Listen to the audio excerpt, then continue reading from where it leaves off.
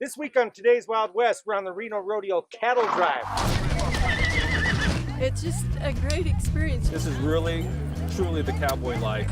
A cattle drive that includes an authentic wagon train. On that buckskin horse, Plus, Western singer-songwriter Dave Stamey. running down the river's course. Today's Wild West is up next. The Wild West. It's still out there. We'll show you how to find it.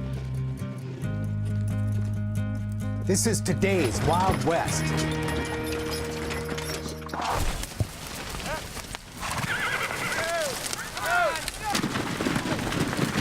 What's more Western than a great American cattle drive?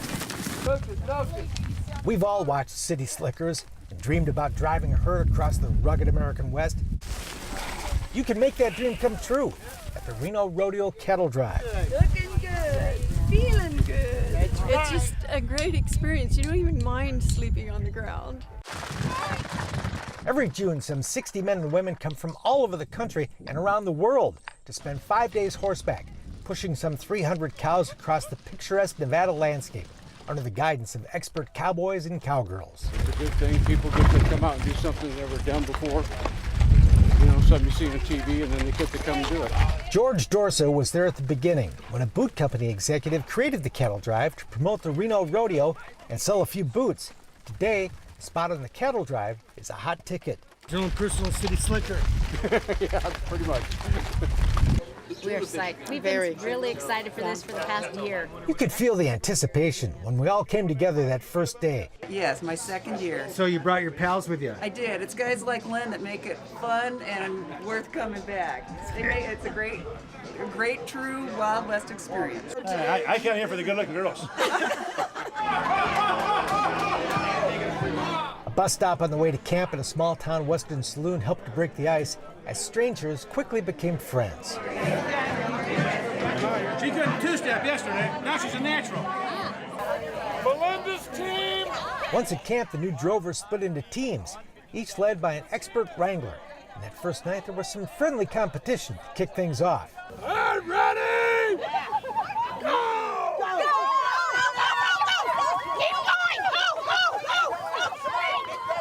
Okay, turn around. Later, everybody received their official Reno Rodeo Cattle Drive jackets and canteens. Quite the nice souvenirs.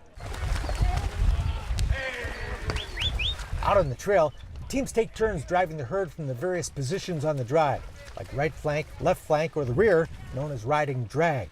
Number one job of the team leaders is keeping everybody safe. I've seen people get hurt out here. So, yeah, there is a good amount of responsibility. Horses and cattle can be hazardous, but matching the right horse to the right rider goes a long way toward minimizing the risk. You have to have a wide variety. Dave Donnell's Frontier Pack Train has been providing horses for this cattle drive for some 20 years. Because not everybody's an expert. And there's some people here that are first-time riders, and you have to give them really good, tolerant horses that will, seen it all, done it all 1,000 times to be safe, because safety is number one. This is Dusty, and he's Dusty. He's a good horse. And I tell you, whoever the outfitter is for these horses does a fantastic job. Jennifer McCoskry from Tampa was one of the beginners on the drive and loving it. I'm enjoying, I am out of my comfort zone. Never done this before, so it's something exciting and new, but as friendly and, as cordial and helpful as everyone is. They're very welcoming, so it just makes it a lot easier. I felt like I've made a lot of new friends. It's easy to get out of your comfort zone when you're not used to riding, and more than one new cowhand was doing what they could to ease the pain. My wife's got an entire pharmacy she brought for this. She's got Motrin, Advil. She's been all the way down each one of the lines. Her pharmacy's about this large, so we're ready. We're ready for anything, any and every challenge on this trip. All kidding aside, the crew reminded everybody that staying healthy in the desert also means staying hydrated. And it's going to be even more important today. It's going to be pretty warm. It's going to be flat, dusty, and hot. So make sure we drink lots of water. Just in case there is a serious problem, orthopedic surgeon Dr. Jim Rappaport, better known here as Doc Rapp, was along for the ride. We do a lot of preparing for this. It's really an expedition. Think of it, we got about 60 guests. We've got 300 head of cattle, about 300 other horses and things, the teamsters. So altogether, we've got about 150 people moving across essentially wilderness out here. So we make sure that those hospitals have a good supply of rattlesnake venom, and we've got a satellite phone to connect directly to the rescue helicopter. Doc Rapp's not the only physician on this trail. That's Dr. Sherry Hald, a Reno OBGYN. The man in the derby hat is an emergency room doctor from Houston. So this was on your bucket list, huh? Yes. So I did it, in 2013, and I had a chance to come back this year again, so. Too much fun, so. Oh, it's incredible. You look around the people, what they do. It's pretty amazing. You have Ann over here as a forensic scientist. I mean, she solves crimes like you watch on TV. Trail boss Butch Van Leuven, a lieutenant colonel in the Air National Guard and a Reno fire chief, was talking about Dr. Ann Buchholz, here with her pal Tracy Worthington. For a lot of people, and it gets you away from everything, and I think you just kind of tend to regroup with yourself and get back on track, and it's just a wonderful time, and you meet some great people. We get to hang with a good friend, and we get to be out here with horses and kind of dream about the old cowboy lifestyle and wish we had been there 100 years ago. The type of people who come on an event like this are just good quality people. You know, they don't mind roughing it, they don't mind getting a little dirty, and they like a good laugh, and they like to have fun. You will ride for hours. You'll get dirty, you'll get hot. And when the day's ride's over, you'll set up a tent and sleep on the ground. And pay for the pleasure, right? I think it's great. It's just something I enjoy doing. It's something completely different than I do the other 51 weeks a year, and having a ball, and definitely going to do it again. There were some nice amenities: hot showers at camp, cold drinks at the traveling bar, hot breakfasts, and homemade apple pie after delicious dinners courtesy of Brothers Barbecue. Counting all the guests and crew members, the cook served about 150 people every day in remote country. Quite the challenge. It's very long days, but this is a great crowd. They make it easy on us. It's fun for us. So the lack of sleep is nothing to worry about. None of this would happen without the dozens of volunteers that do the heavy lifting, moving tons of gear every day from camp to camp. Tables, chairs, tents, everything it takes to make the cattle drive happen. We fold that up and move it to every single camp. We have 3 sets of porta potties. We have a whisper generator system for electricity here that gets moved. John Harp's been the camp boss for 9 years. My crew is unbelievable. He just loves to give back. The cattle drive raises money for children's charities, but it's also all about sharing the love of the West. This is really, truly the cowboy life. Out when you're out on a trail with about 300 or 400 cows, and it's just you, your horse, and the cows. It's unbelievable. Come out here and enjoy this. There is something truly profound about time spent horseback in unspoiled country. A slower pace that gives your mind a break from the computer and the cell phone, space to breathe and think. The experience that the guests have is really heartwarming to me. Some people don't get to do this, and it's life-changing for some people. Head wrangler Mike Trevina has volunteered on the ride for 9 years. My first year, I had a lady email me, said, "Mike, next to the birth of my children, that was the best experience of my life."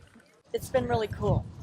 You know, it's probably, who knows if I'll ever get to do it again, but something that I've always watched and always wanted to do. So I appreciated it. One night after dinner, riders shared how they felt about it all. So that is how I fell and got back up in my involuntary dismount. Then savored the western sundown with a campfire concert with singer-songwriter Dave Stamey.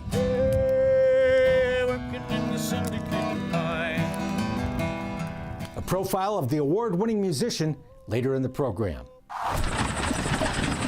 The Reno Rodeo Cattle Drive also features an authentic wagon train, with some of those wagons dating back to the 1800s. We'll take you for a ride when today's Wild West continues.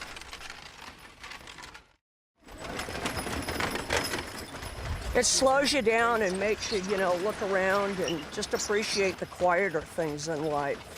Life does indeed have a different rhythm from the front seat of Kathy Davis's covered wagon. With her mules Alice and Judy providing the horsepower and her little dog Tequila along for the ride, Kathy's wagon was one of 9 making the trip. The wagon train giving the Reno Rodeo Cattle Drive even more of an authentic Western flavor. These wagons not only look like the real thing, some of them actually are. This wagon's an original Mitchell wagon built in Lawrence, Kansas. Wagon master John Schwartzler's rig dates from the 1880s. Right up by the trailhead where Dodge City, they shipped all the cattle out of there to the railroad. John's been driving wagons in teams for decades. Today, it's a family tradition. Well, we have done this since we have met, so this is like 30 years of doing, all of our kids were raised doing this kind of stuff. The couple's daughter Melanie grew up with these horse-drawn vehicles, and at age 31, still loves it. Oh, just being one-on-one with the horses, you know, going down the trail. It's just a slow pace of life. That's what I really like about it. On this wagon train, Melanie is one of the outriders, as is John's sister-in-law, Pam. It's an important job. You have a lot of responsibility because I'm basically John's mouth. You know what I mean? To go tell the other wagons what he wants and where he wants them to go. And I love it because then I get to use my horse. As Pam saddles up, John and the other wagoners are hitching up their teams, just like they did back in the day. It's pretty tough to improve on what they did 100 and some odd years ago in designing this working harness. They really thought it out. John can not only explain the function of every piece of leather that goes into that harness, he can tell you the history of the American cream draft horses that pull the wagon. He raised this pair, full brothers, members of a breed that he helped to rescue from extinction. When we got involved with this breed years ago, there were less than 100 horses left. They had almost died out. John worked with the University of Kentucky Equine Genetics Department to save the breed. And we're now up around 600 head of horses. So the breed's getting to the safe point. It's all fascinating stuff, as is watching the process of hitching up the teams. And all the teams were revved up and raring to go when we finally pulled out of camp, waving goodbye to the riders who would soon follow with the cattle herd. Have fun. See you guys later. Adios!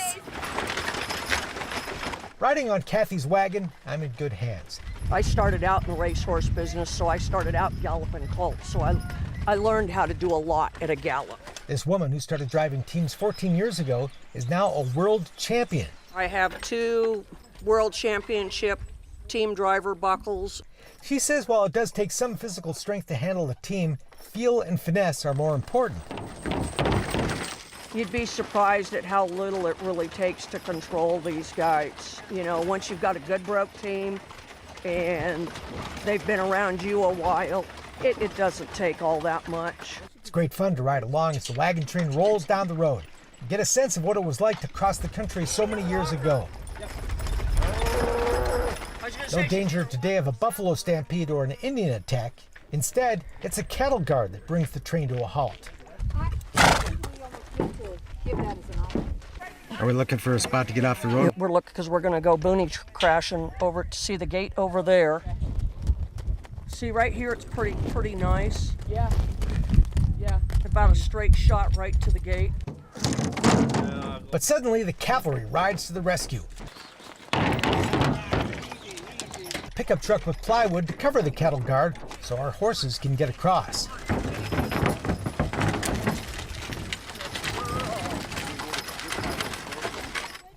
Later, gravity presents another obstacle, a big hill.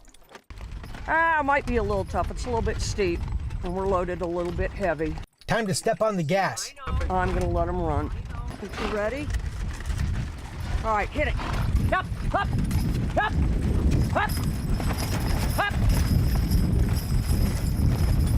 Alice and Judy make it to the top, all part of the challenge of taking this wagon down the road, while making sure to keep the mules happy. Alice is really steady, Eddie. Nothing really bothers her. Judy's a little more nervous and fussy. And when those 2 four-legged ladies are relaxed, with their big ears flopping, all is well. And there's something kind of nice about sitting on a wagon and listening, to the tug chains and, the footfalls and the wheels turn. Yeah, there sure is. There sure is. We'll saddle up for the last day of the cattle drive in just a bit. But first, the award-winning cowboy music of Dave Stamey. I'll never be branded, I'll never be broke. I'm a carefree ranger rider, a drifting cowboy. Was working in the syndicate mine. Hear the gang boss holler and rage. Can't remember the smell of sage, pulling that ore to the hoisting cage. Working in the syndicate mine. Yeah, working in the syndicate mine. It's the perfect setting for a Dave Stamey concert. Around a campfire as the day winds down on the Reno Rodeo Cattle Drive. In a dream, oh, it seems she's on that pony running down the river's course. On that buckskin horse,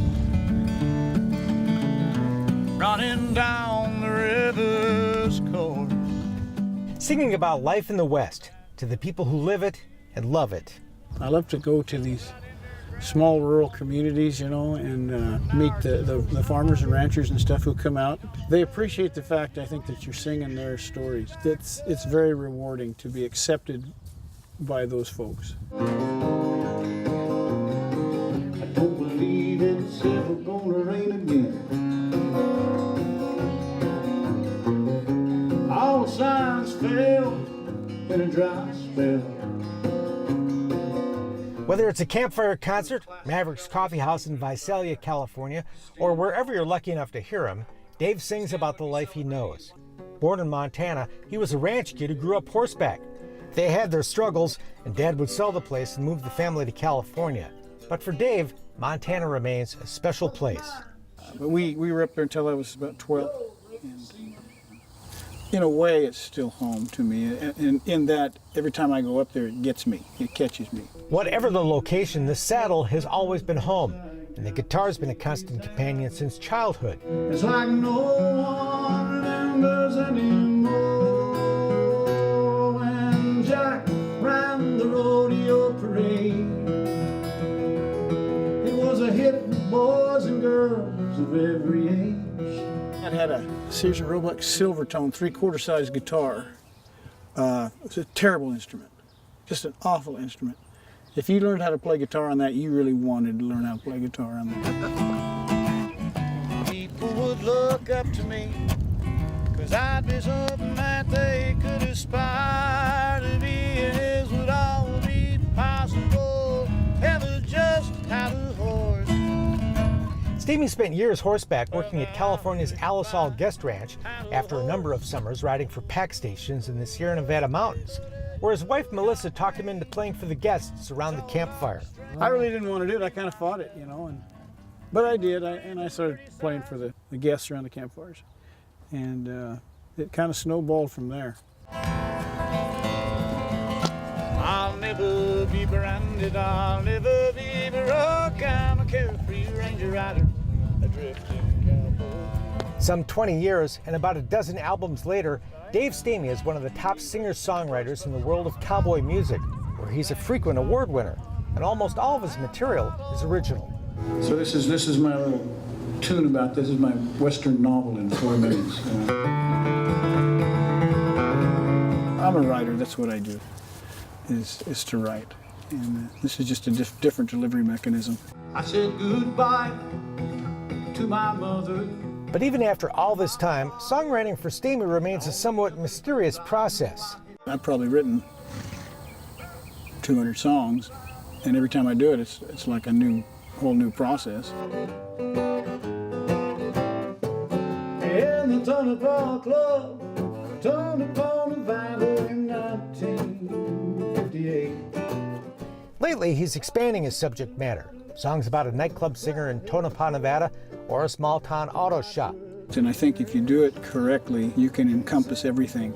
It doesn't matter what area you're writing in. I mean, you can embrace more than what's right there, what you're writing about. You might be writing about a cowboy in a feedlot, but you're writing about bigger stuff than that. The trees seem to gather around us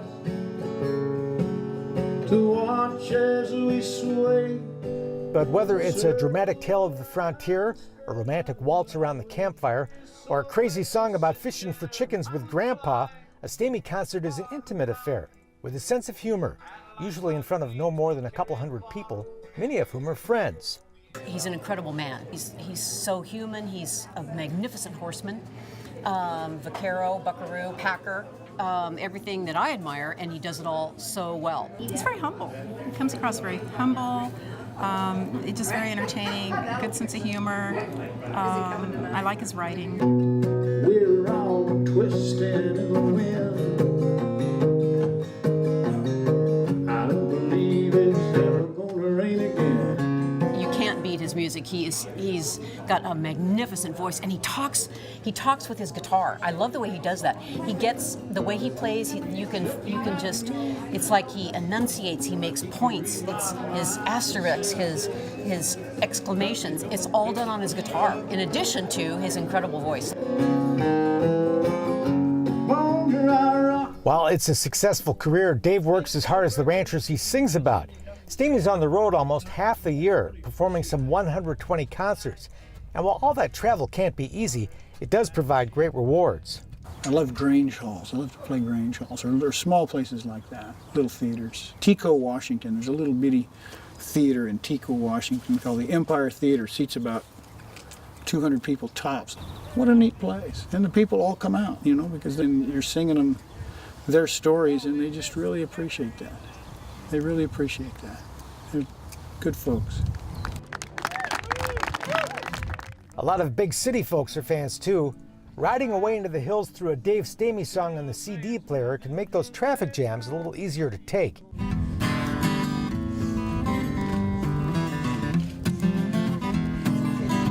Cold fingers stiff in the morning. By noon, it's 103. And in the end, sending people home with a smile is what it's all about. I hope they're entertained and they go home feeling good, that's all. That's what's important. Maybe humming something. Jug-headed, hollow-back pony, provide all with hours of greed. There's snakes in the shade, there is joy on the grade, and a half a ton of grit between my teeth. Everyone smile at the camera! Woo! We'll saddle up one last time with the Reno Rodeo Cattle Drive, just ahead.